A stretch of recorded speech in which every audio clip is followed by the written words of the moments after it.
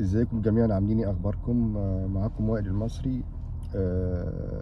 في اسئله كتير بتجيلنا على الواتساب وعلى الرسائل الخاصه، وساعات على على الجروبس اللي احنا مشتركين فيها وكده.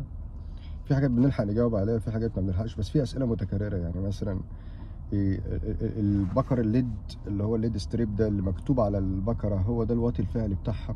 هل ده واط الاضاءه ولا واط صاحبها من الباور سبلاي؟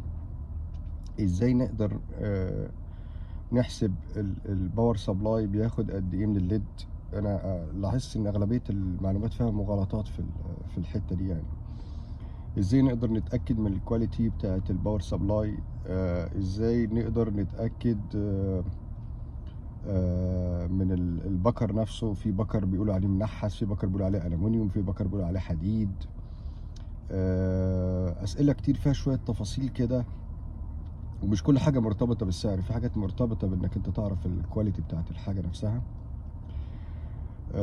البروفايل هل يفرق لو محمل عن خفيف؟ امتى يفرق امتى ما يفرقش؟ الباغه بتاعته ليه؟ الكفر بتاعه ليه في كفرات ما بتقفلش كويس؟ ليه مثلا في حاجات، مثلا الشغل بتاع الشادو جاب بيتعمل ازاي؟ هل ليه حاجات متخصصه معينه بتتعمل؟ وهكذا. فتابعوني وان شاء الله هقول لكم على كل حاجه. سلام.